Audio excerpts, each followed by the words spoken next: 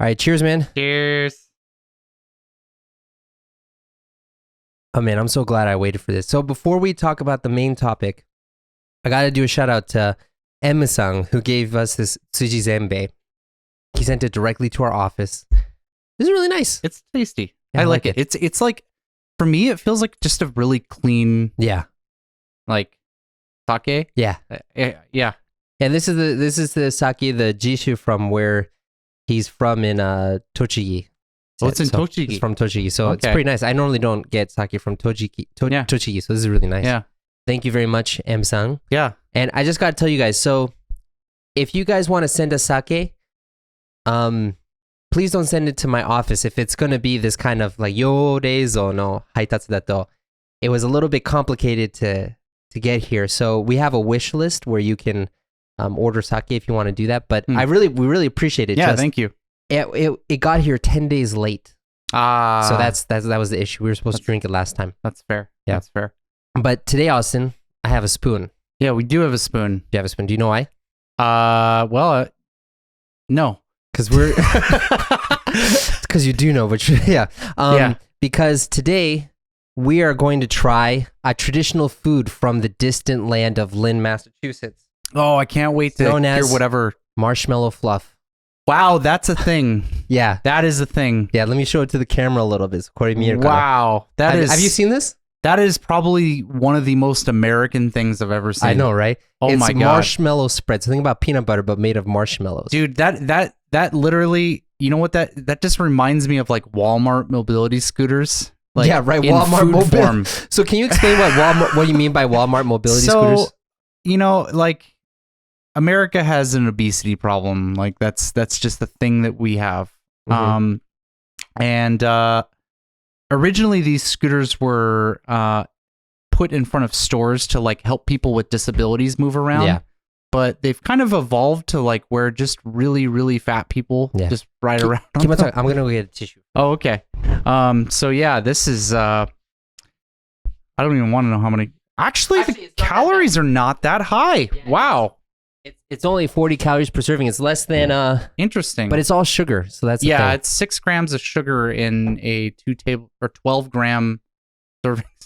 Wait, what was that? How many grams of sugar? 6. So every serving you have is 50% sugar. Oh, that's great. That's great. I just want to show the consistency. I think actually Japanese people would like this because of the consistency. I think so too. Look at that. It's nobi. Yeah. It's not super nobi, but like, look at that. Oh man, Look at that. We get Just marshmallow. You know, we need one of those like special ASMR cameras that like zoom in. Yeah. But I got to tell you, so the thing that I love about this is made in Lynn, Massachusetts, which is where my grandfather is from, and actually, it's the factory is like a 5-minute drive from where he worked.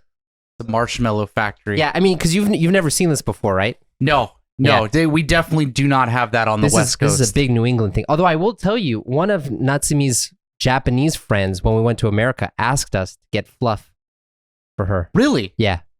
Have you ever seen this here? Yeah. No, I've never even heard of this until you mentioned it. Marshmallow fluff. That's so crazy. You know, we have something that we put on bread. I mean, people have like Nutella. I think that's like a universal thing. But like Vegemite is pretty popular on the West Coast also. Really? I thought that's like an Australian thing. It is. You guys like it? I guess. You see do you want some Yuzuki? Taberu? Okay. Here, let me just Dude, how do you even spread that on? It looks like you're gonna rip the bread apart. You know what? The bread is really soft, and I don't have a knife, so that's fair. I'm not gonna do the whole slice because that's just like too. Dude, that's crazy, like but 3. Here you go. You can take that. I should have gotten a knife, but I don't have a knife in this office. That's fair. Austin, I'll let you do some. All right, do the damage. Here we go. I'm gonna. So tell me about the history of this while I'm putting this. So in. there is no history. It is just a factory where someone was like, "Hey, wouldn't it be great to have peanut butter made of marshmallows?" I just really want diabetes, but I only eat sandwiches. Although, I will tell you though, one of my favorite sandwiches growing up was a peanut. Really good, by the way. Yeah, it does, doesn't it? Because it's marshmallow, man. It's good. So all right, Austin, here we go. You gotta try it. Tell me, how is it? Go for it.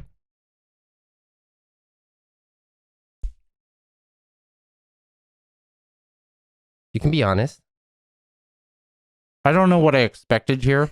It tastes like marshmallows. Yeah? Yeah. Yeah, in a good way or not so good way. Yeah, it tastes like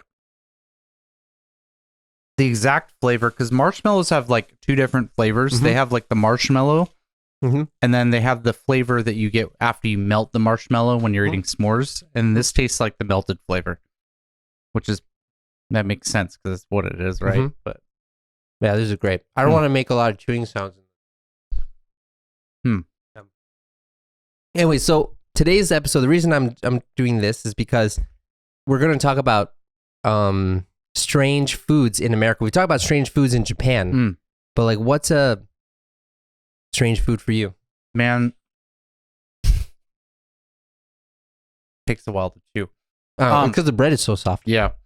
Something that immediately crosses my mind when I think of like strange food is spray cheese. Oh yeah! Oh my gosh, I totally forgot about that. That is like, I think the poster food for weird American foods. So for those, spray cheese. Explain what it is. So I don't think I've ever seen spray cheese here in Japan, but in America, Americans are always trying to think of like the laziest way to like eat food. That's the only way I can explain it. But basically, you have like an aerosol can, like, you know, like you would use to put like cooking oil down on a pan, right? But instead of that, originally we took whipped cream and we put whipped cream in a can, and then you have like a spray can of whipped cream, basically, right? Well, somebody decided to take that idea a step further, and instead of whipped cream, they put liquid cheese. And there's like a cheese sauce that you take out with like a spray aerosol thing. I think, I don't know about you, but for me, it's called, the brand's called Cheese Whiz. Cheese Whiz. Yeah. So it's kind of like a cultural phenomenon in the US. Like, it's been around forever. Like, everybody knows what Cheese Whiz is, right? Yeah. And to be honest, it doesn't taste very good. No, because it tastes it tastes like cheese, but it also tastes like the chemicals that keep the cheese liquid, and then it also tastes like the gas from the can. You know? But yeah, it's like another thing that I think is strange. I mean, they have this in Japan too, but it's those Kraft singles, you know? So do you know why like Kraft singles exist? So back in like the 50s, and I think a lot of these foods actually come from that time period. I didn't research this just for the show. I'm a nerd, so I looked this up anyways. But back in like the 40s and the 50s, there was a huge push towards progress. And the idea of having food in its natural state was dirty. You had to mechanize cooking. And that's when like all the TV dinners came out. Okay. You know, we should also talk about the Jell-O bowls and gelatin foods and stuff like that. With like food and stuff. Yeah, that came out from there too. It's basically, let's make it clean, sterile, mechanized, convenient, because that is the future of food. It's so crazy how soulless that is. I know, right? And so the thing about those Kraft singles, right, is that cheese, natural cheese, does not melt equally. Like if you try to cook some natural, like real cheese, some of it will melt, but then some of it will also just, the oil will come out of it. And so the Kraft singles was processed cheese to make it melt evenly. You know? That's crazy. I did not know that was the origin of that. It's kind of funny because you have this whole category of cheese called American cheese. And Kraft cheese is, you know, an example of American cheese. And it feels so American to me, if I'm being honest, because if you ever have American cheese in whatever variety or however you want it served, it always tastes like plastic to me. Yeah, it doesn't have much of a there's a little bit of cheese on it. It's got like this weird shine to it too. Yeah, but that's where like all the processed food comes from. But you know, speaking of that too, because the reason why I learned about that was because I wanted to learn why the heck do Americans, or at least used to, make so much stuff out of Jell-O? Like, you know, the Jell-O molds of everything. Did you ever like eat that stuff growing up? Oh, dude, all the time, man. We used to have, I mean, we never got crazy with it because like, I feel like Jell-O molds are a Midwest thing. Yeah, they're more Midwest. Yeah. Can you explain what they are? So, like, basically, you take Jell-O and you put like meals inside of them. Yeah, like meat. Yeah, so you could put meat inside of them. It's really common to put nuts in them, and just like you can go way different directions with it. Like, I mean, you see this here in Japan, but fruit is a really common one to put in, but also vegetables. Yeah. Yeah, like right? Jell-O salad. Yes. Like that's a thing. Yeah. And it's this really weird flavor combination. It's good that you mentioned Jell-O salad, because I was gonna say, if you go to an all-you-can-eat buffet, like Jell-O salad's like a really common thing that you'll see. You'll see like Jell-O with like ranch dressing and stuff, and it's like, what is going on here? Yeah, dude. I gotta tell you. So, I was born in Germany. I lived there till I was 7, almost 8. And when I first came to the States, I remember my first like food culture shock in the States was when I went to church. Because at church they have potlucks. Yeah. And so for those of you who don't know what a potluck is a potluck is basically when a group comes together to eat together and everyone brings a dish. Yeah. So like grandma will bring her baked potatoes, someone else will bring their cookies, someone else will bring something else. Yeah. And that's when I got to see a lot of this really weird food. Yeah. And like the first time I ever went to a potluck, honestly, I couldn't eat half the stuff there because it was so weird. Yeah. And it's actually, there's like some weird potluck culture. Well, I shouldn't say weird. It's kind of normal, but unique. There's this expectation that you have to try everyone's dish. Yeah, right. Right? Yeah. So if food goes uneaten at a potluck, it's like a really big like no. Yeah, right. Yeah. So other than Jell-O molds and fluff, what's another kind of food that you have in the States that would seem weird to Japanese people, you think? I think cereal. Cereal, yeah. Like, and maybe a lot of people watching this might go, well, what are you talking about? We have cereal here in Japan. And it's like, yeah, we do, but like not really compared to America. When I go to a supermarket here, there are maybe 10, 15, at the most 20 kinds of cereal. If that. Yeah. Like, not the 200 kinds of cereal. So supermarkets in the US, I'm not even exaggerating when I say this, but guaranteed if you go into any supermarket in America, there is entire 2 sections of an aisle. So this side and this side, from the back of the store to the front of the store, as just pure cereal. Yeah. What are some cereals you ate growing up that you liked? Oh man, dude, back in the day, I really liked Captain Crunch. Captain Crunch, can you explain what that is? So Captain Crunch is like, first of all these cereals are just packed with sugar. Yeah. You're basically eating sugar candy. And flour, yeah. Yeah. But Captain Crunch was really famous because the cereal is very sharp. It's hard. It's hard and sharp because like if you eat it, like it's really famous. People will cut their mouths eating it. Yeah, and they wouldn't bleed, but you get through like the first layer of skin or something. Yeah, so you're like slicing up the mouth inside, and it's like bad. Your mouth always kind of hurts after you're done eating a bowl of cereal. But the cereal tastes so good. It was really good. Right? Yeah. What about you? What was your favorite? So my favorite was honeycomb crisps. I think that's what you call them. So they were like these little puffed corn whatever things in like a honeycomb shape, and they had honey flavor on them. But the thing that I really wanted to get that my mom would never let me get was Cookie Crisp. Oh, Cookie Crisp. Cookie Crisp, yeah, which is basically like mini cookies. It's literally mini cookies for breakfast. Yeah, it's so crazy. Yeah. Like looking back on it now, it's like, this shouldn't have been allowed. I know, right? And another thing that really gets me is so this is also not now. I think people are more health conscious now in the States now, but when we were younger, they still have Cookie Crisp and they still have all the crazy cereals. They have Fruit Loops here, by the way. Yeah. I've never been much of a Fruit Loop guy. Yeah. For me, it was like Captain Crunch, and then my other go-to was Fruity Pebbles. Or like the Cocoa Pebbles. Cocoa Pebbles are good too. What was like the kid cereal that you stayed away from? The kid cereal that I stayed away from was there was 2. I never really liked Lucky Charms. I was gonna say Lucky Charms. Yeah, they just taste like Can you explain what they are? So Lucky Charms, it's like, honestly, I have one of my favorite mascots. He's a leprechaun. He's a leprechaun. And his name is Lucky. They're magically delicious. And so anyways, you have this like really bland, tasteless, it's like Cheerios lumps. Yeah, but it's like Cheerios without flavor is how I would describe them. Yeah, so it's like Cheerios with even less flavor than Cheerios, Yeah, so you have that, And then the other thing is you have the charms that are in Lucky Charms. And for just to explain what a charm is, it's like a little like trinket. Yeah, it's like something. tamu, right? You put them on phones and stuff. Yeah, right. And so you have these little charms that are made out of marshmallow. Yeah.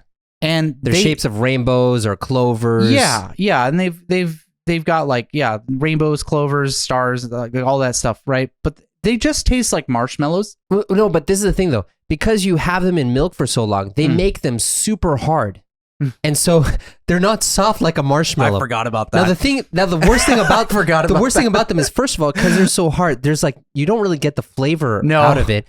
But then what would happen is if you had it for too long is the outside would get kind of wet and like gelatinous, but the inside would still be hard, you know? Oh man, I completely forgot about that. Yeah. So, well, it was just such a poorly put together cereal because like if you kept it in milk for too long, like the tasteless like bland cereal would turn to mush. It would break apart. Yeah. And so you were just left with these like diamond encrusted like blobs that are just mushy on the outside. Oh my god, it was such a terrible cereal. Yeah, so the cereal thing I think is a big culture shock. So if you guys ever go to America, go to a supermarket and go to the cereal aisle. Yeah. And you will find the reason for all of America's problems. Yeah, it's actually crazy like just how much the like American breakfast has changed over the years. Like I mean, it started where I think you could easily compare it with like European breakfasts, like especially British breakfast, where it's like you have your like scone, which I think in America you eat toast instead of a scone. But bacon and eggs, that's the same thing as an English breakfast. Sausage usually, and then Americans, us really liking sugar, will usually have like pancakes or a waffle with that, right? And of course, in America, you have to have hash browns. Yeah, that's a requirement. Hash browns are good. But that got replaced, and everyone just moved over to these like sugar bowls. Yeah. So you know what happened? Because once again, I'm a big nerd, but I looked into why that happened. Yeah. So apparently, you know, back like 100 years ago, America was mainly an agricultural society. There were so many farmers, right? And they would eat, you know, bacon and eggs and like fat heavy, calorie heavy food because they moved all the time, and it was a good source of energy. Yeah. And then people started to be more sedentary, and they stopped moving so much, and there's no fiber in that food. Yeah. So all these people got constipated big time. And so then Kellogg comes out and he's like, here's your cure for the constipation. I give you cornflakes. And then cornflakes just slowly developed into what it is now, you know? That's funny. Yeah. That is so funny. One other thing though that I think is really strange when you kind of compare to Japan is a lot of food when we were growing up, people would advertise food in weird colors. Like, do you remember purple ketchup? Oh, dude. I remember when the Shrek movie came out. Yeah. You had the green ketchup. Yeah. Yeah. Yeah. That was weird. Yeah. Seeing green ketchup visibly just. I know, but they had blue ketchup. They had like purple ketchup because like, oh, this is cool. And I did see like a recent photo that they still had like purple ketchup somewhere. Yeah. I just. You know, I'm sure it's fun for some people, but it like ketchup needs to be red for me to enjoy it. When I was a kid, it was interesting. Yeah. But, so something that I think is a little bit more on the normal side, but you don't really see it here in Japan all that much. Every once in a while you'll see it is different fat levels of milk. Yeah. So like here in Japan, like I think you can find fat-free milk at places. Obviously, you can find soy milk and almond milk, but when you're just buying milk here, usually you just buy milk. Yeah, and it doesn't really. I don't think it gives a percentage on it. Well, no, you have what is it? You have like seibutsu muchose, and so you have whole milk. Yeah, reduced fat milk. Yeah, and then you have like skim milk. Yeah, in Japan, but like whole milk is by far the norm. Yeah. Like, if people are drinking milk, they get whole milk here. Yeah. And I feel like I was lied to as a child because I never in my life drank whole milk. Grew up on 2%? I grew up on 2%, and I hated milk. Yeah. I hated milk. As a child, I hated milk. As a young adult, I hated milk. And then I moved to Japan, and I was like, dude, I hate milk. Yeah. Like, don't give me this. And it's like, just try it. And I drank it, and I was like, this is delicious. This is delicious. Yeah. What is going on here? Yeah. Does Japan have special milk? Yeah. Like, yeah. And I think most Americans are in the same boat. Like most of us grew up on like either fat-free or 2% milk. Yeah. Yeah, you know, it's funny. Like I grew up on 2% milk. Like the first time I really had whole milk was when I came here, you know? Yeah. And I don't know why. It wasn't necessarily I thought like whole milk was super bad. It's just I was never given that as a kid, you know? Yeah. But I wonder, why is it 2%? Why not like 3% or 5%? That is a weird percentage, right? Yeah, it's 2%. Yeah. And then 0%. I am curious about the history of that. But like going back to like the fat percentage thing, like Americans are so obsessed. It's kind of ironic how obsessed we are about fat. Yeah. Because you know, health studies have since come out since like the 70s that have proven that like fat's not what makes you fat. Turns out sugar. Yeah. Big surprise. Sugar is like the leading cause of becoming fat, right? Yeah. But even to this day, that like belief that fatty foods will make you fat persists in America. So it's really common to see stuff like it's the most ridiculous thing. Like you'll see like crackers that have like, hey, there's no trans fats added in this. It's like, yeah, no, duh, there's no trans fats in a cracker. It's not a dairy product. Yeah, right. Right.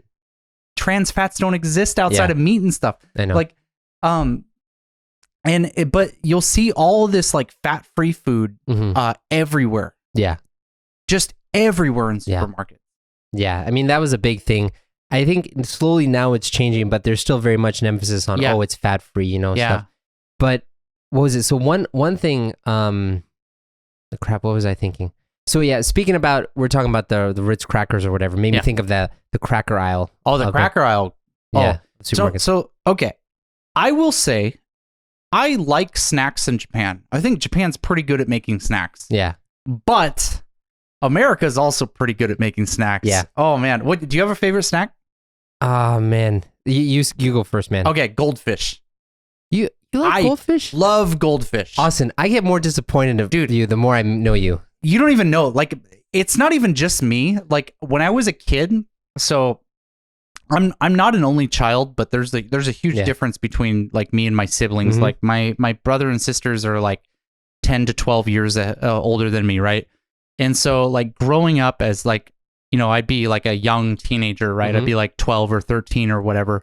And my parents used to like go to Costco and buy like these big boxes of goldfish every once in a while. And I loved it. I loved it. I loved having those.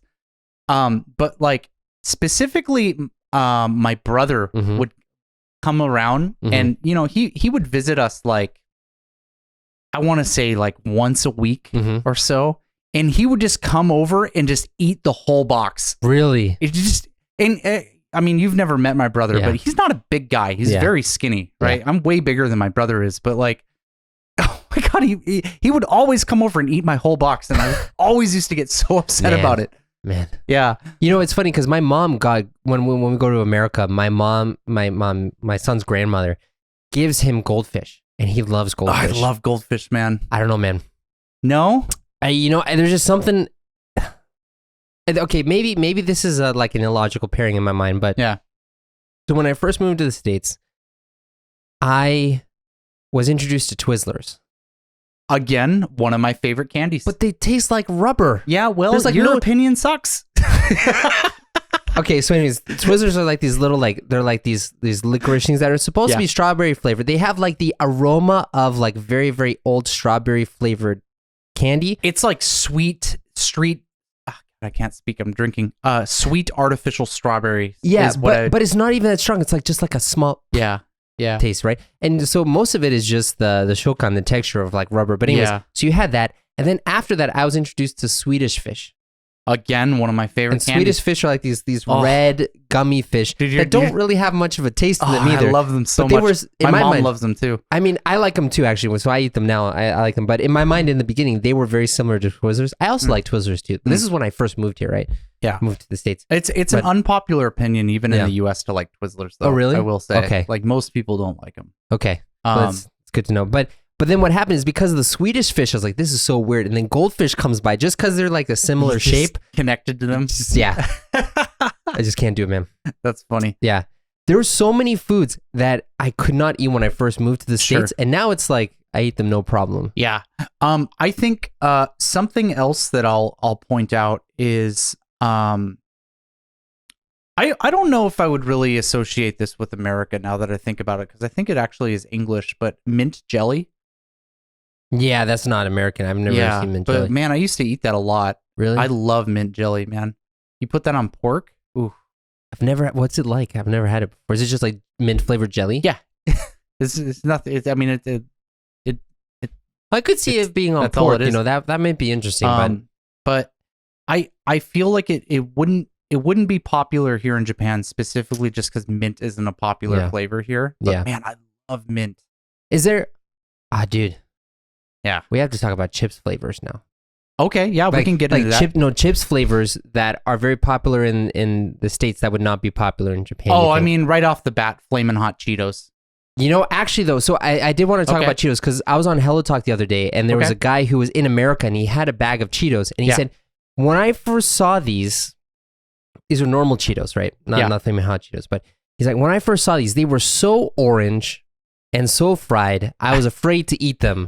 But now I like them. Yeah, dude, everyone loves Cheetos. They're like fried corn, what's umaibo? It's like umaibo, but just really small and much more dense with like cheese powder on it. So Cheetos are like kind of another cultural phenomenon in the sense that like they're associated with being like a nerd. Like a fat nerd, because it's like the stereotype. Oh, look at your Cheeto fingers. You're gonna get Cheeto dust on your keyboard. Yeah, right. Exactly. Yeah, like you're eating the Cheetos while you're playing video games. Yeah. So like Cheetos are they're like this snack that's so coated in cheese powder. Yeah. You can't eat them and not have dirty fingers. Yeah. Like you can't. Yeah. It's like basically picking up something with sauce on it. Yeah. Right.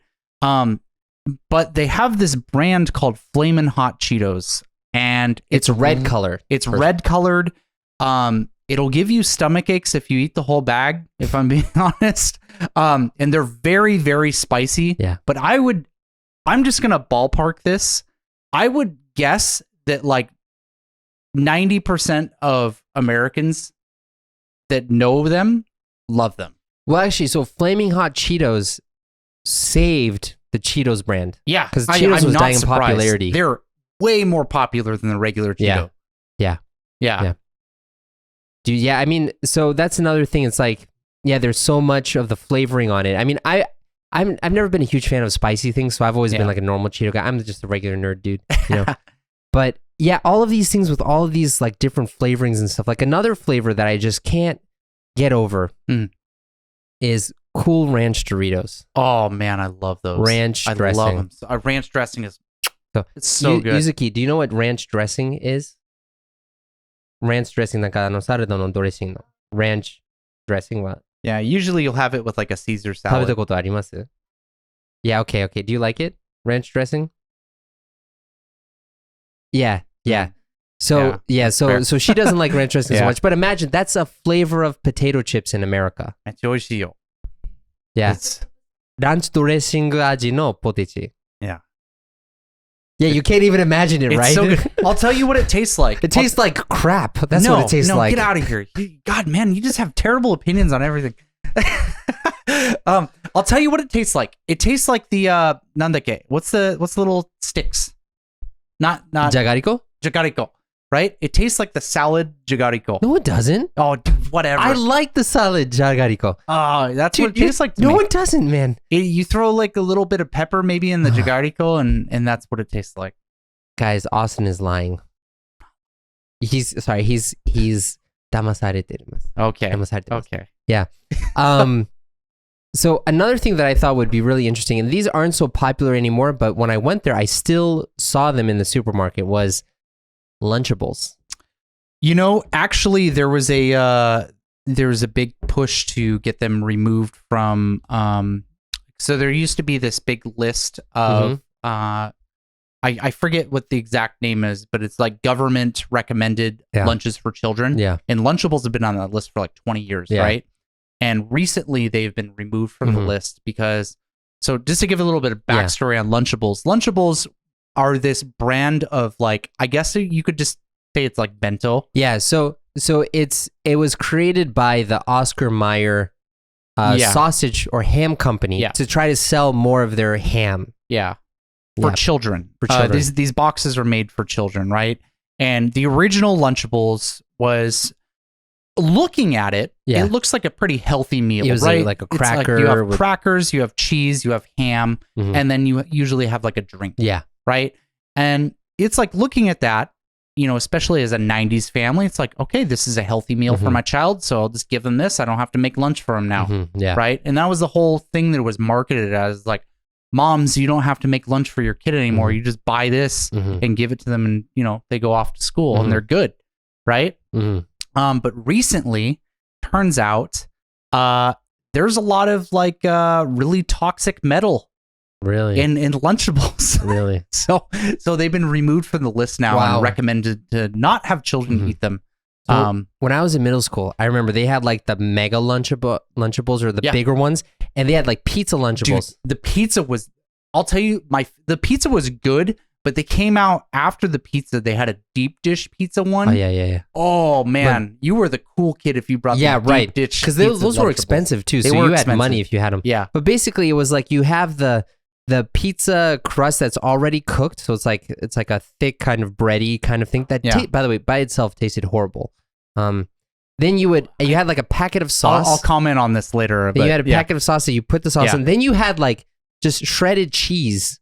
Yeah. Like it wasn't even like melted. You just shredded cheese that you put on, and there was no way to cook it, so you just ate like the cold cheese and just ate that. So it kind of still holds like a really a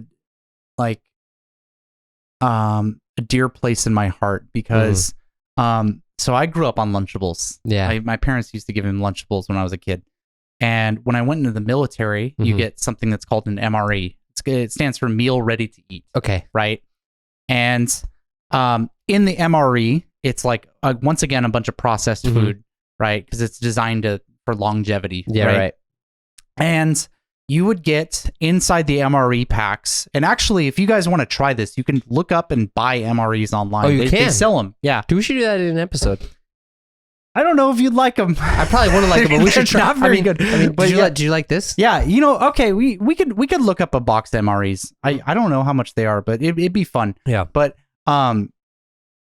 there's this bread that you can get in an MRE. It's called wheat snack bread. If any veterans are watching this, you guys know exactly what I'm talking about. So it's called wheat snack bread, and it has the exact same consistency as the Lunchables deep dish pizza bread. And so, I don't know, man. It's like I've grown so used to that bread, so it's like, I mean, I understand. It doesn't taste good though. It's made for longevity, like you said, But so I have a question for you, Austin. Did you ever grow up with oatmeal? Oh, I love oatmeal. I love oatmeal. So So I want to kind of Quakers, right? Quakers oatmeal. Yeah. By the way, so because I've started eating oatmeal a lot more too, and near this office, there's like an organic shop that has actually French oatmeal. Yeah.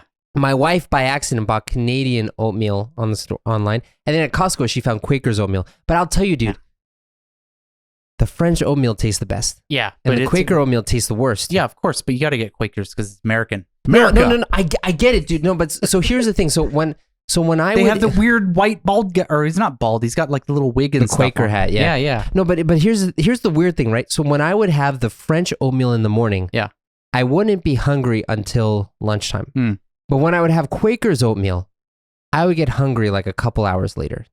And that was like the weirdest thing for me because I got the French oatmeal and I thought, oh, this is a great way for me to hold my appetite until the next meal. So I had Quakers, but it wasn't like that at all. Yeah. But anyways, so that's not the main point I want to say. I want to throw an idea by you that oatmeal is the natto of America. I don't disagree with that. You don't?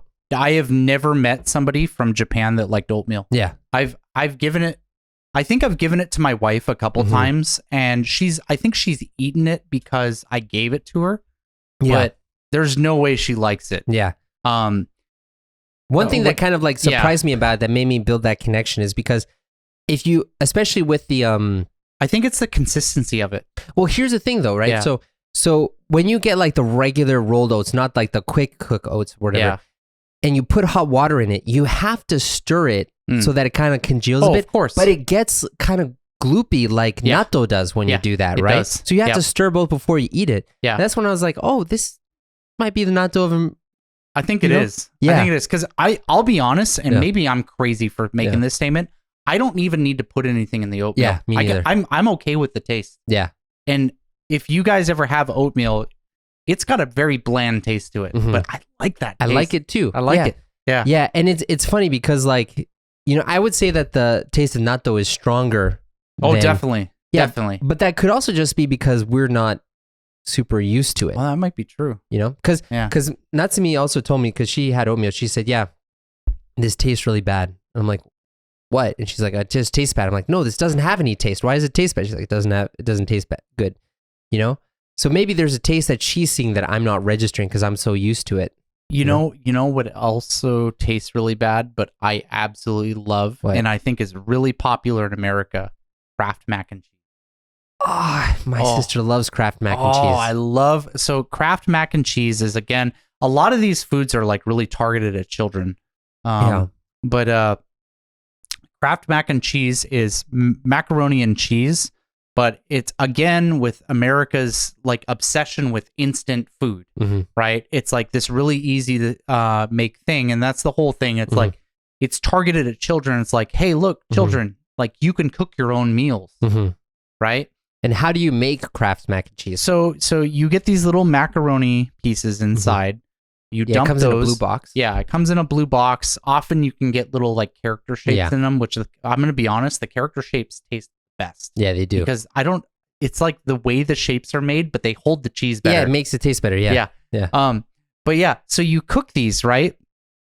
And then you boil them and you dump the water out and then you pour like this powdered cheese into it. Yeah, it's a powdered cheese. Yeah. Yeah. It's like this weird, I don't even know what it is. Or if you want to level up, dude, you mix a little bit of milk in it too. Oh, of course. Yeah. That goes without saying, man. Okay. You pour milk, you get a big, generous glob of butter, and you put that in. Yeah, butter and milk. Yeah. With the cheese powder. And you mix in the cheese powder, and it's like this creamy, delicious. I love it. You know, it's funny because that is like my sister's comfort food. Like when mine she's having a hard day, she makes Kraft mac and cheese. I'll tell you how much of a comfort food it is. I paid 4,000 yen to have 6 boxes brought to Japan. What? Just to eat it here. Man. And to give you some perspective on how overpriced that was, you can get them for like $2-3 a box. Yeah, it's like 200-300 yen. So like total like 6 boxes would be like 1,000 yen or something. I looked on Amazon and that was the only way I could get it, so I paid 4,000 yen just to have it over here. Man.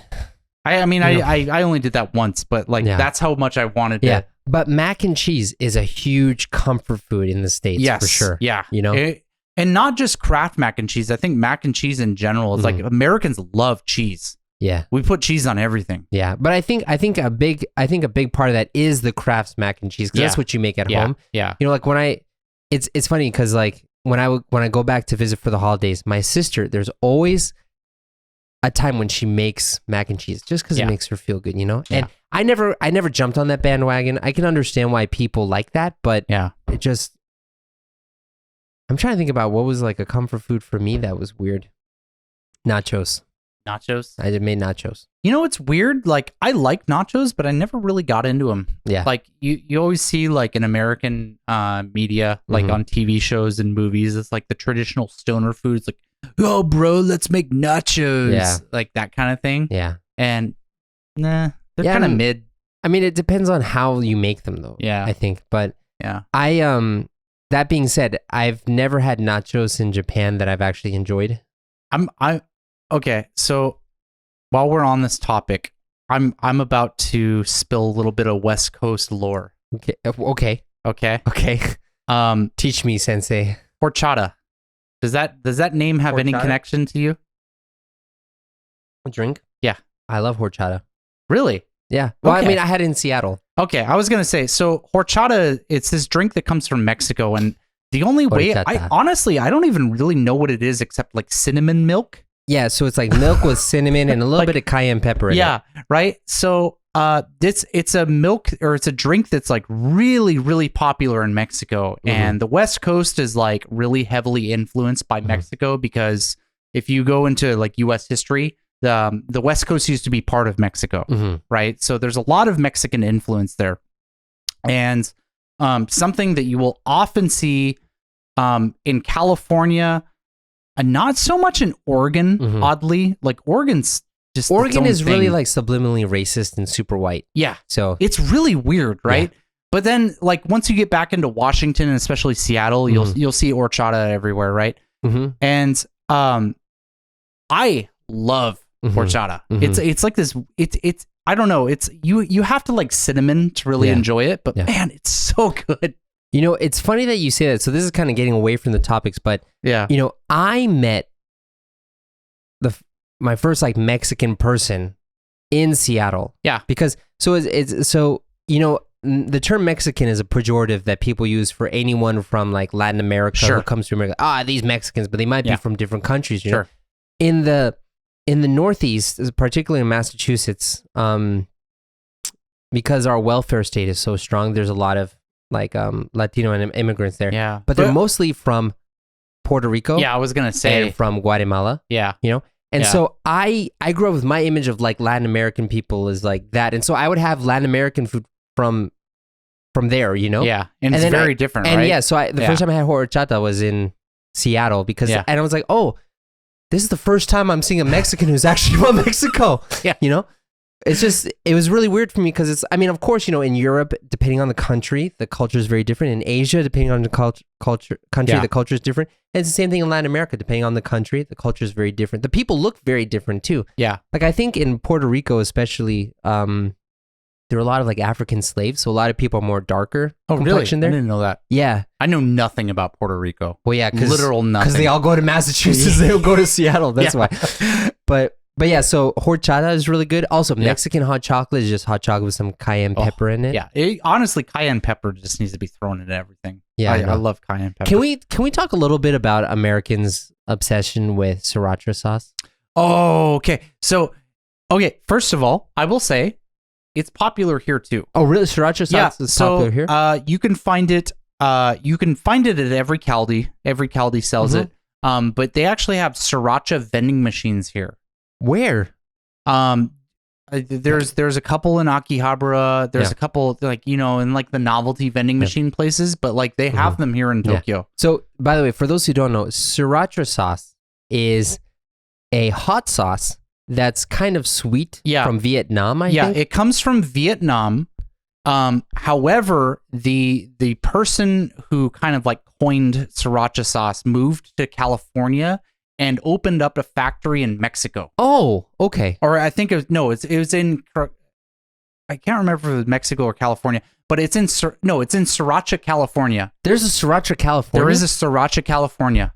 Oh, I had no idea. Which is where the name comes from. That's where the name comes from? Yeah, I thought it was like someone in... The name in Vietnamese is like something else. Okay. But they opened it up and they started marketing it to Americans as Sriracha sauce.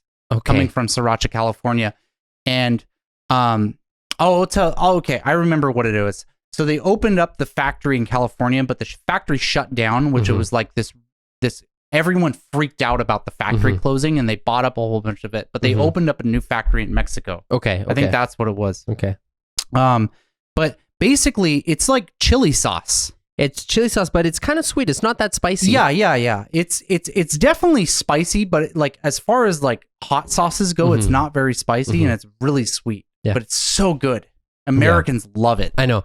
Yeah. It's like, especially like in the beginning of the 2000s, I think is where Sriracha really came into its own. And so, it's just Sriracha is like a mainstay of everything. They have Sriracha flavored potato chips. I'm not surprised. Yeah. I'm not surprised because, I think Sriracha has kind of like stepped up to the level of Tabasco sauce for Americans. Yeah. Americans also love Tabasco sauce. Yeah, you know, to be honest, like I never liked that vinegary jalapeno. I love Tabasco. I understand why you would like it, but for me, like that vinegary taste mixed with the spicy just doesn't sit well with me. I like more of like the traditional hot sauce kind of things. Yeah. You know? But like as an American, we usually throw like hot sauce on stuff. On everything. like on everything. Yeah.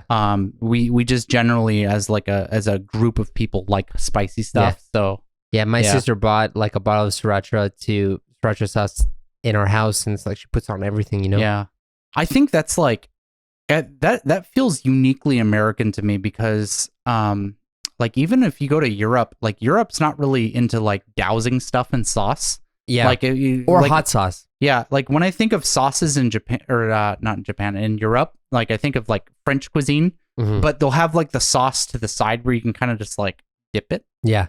Americans are just like, God, just put that on everything. Yeah. You know what I mean? Yeah, and like the whole hot sauce thing, you know? Yeah. Like, so, well, first of all the peppers are originally from America, from South America, pretty much. So they didn't exist for a long time. So it makes sense that they're an American thing. But even so, you know, like in Japan, you have togarashi and stuff. And in Korea, too, you have a lot of like spicy food, like gochujang. Yeah. But that also came from the New World, too. Like peppers are not native to Korea. They were brought in the 16th century by Portuguese traders. I'm sorry to cut you off. Yeah. I recently learned, and it was a big deal that I learned this, tomatoes are from the New World. You didn't know that? Dude, like when I think of Italy, I think of tomatoes. Yeah, I know. And it was just like, I was like, what is going on here? So here's the thing, right? So the concept of pasta originally comes from China. Yeah.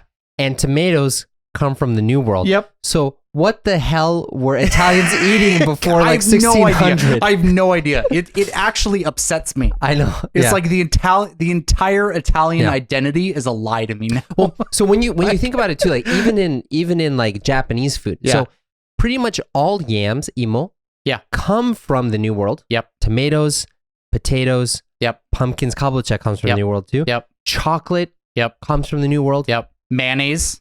Mayonnaise? Well, it's not from the New World, but it's definitely not Japanese. Yeah, it's definitely not Japanese. Yeah. No, I'm talking about like when I found out that all these foods of corn comes from America. So like before people discovered America, it's like it's a big deal. Well, like what the hell was everyone eating?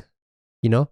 Tasteless, bland flop. I mean Europe for sure. I mean in Japan. So what was funny is I actually saw on like a Japanese PR announcement where they said, you know, if Japan's like they were trying to show the importance of world trade or something like that, and they were trying to make people worry about the weakening yen or something. But they said they had a picture of this is a traditional Japanese breakfast with no imported goods, and they had a fillet of salmon, some rice, and some miso soup. I was like, you know, actually, that's not that bad.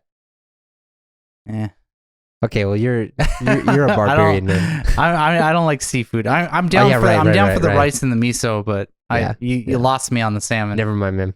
Well, I think this is a good place to end this episode. We talked about a lot. I'll talk to you. What are we going to talk about next time? We are going to jump into the deep well of Ghibli movies. Yes, we're going to start. So we're going to start doing a series where not every episode from now on for people who are not interested in Ghibli, but every other episode we're going to be talking about a new Ghibli movie. Yeah. And we're going to be talking about Spirited Away. Yeah, I mean, it's the biggest one. Yeah. So I feel like it's a good starting point. Yeah. All right, I'll see you next time. See ya.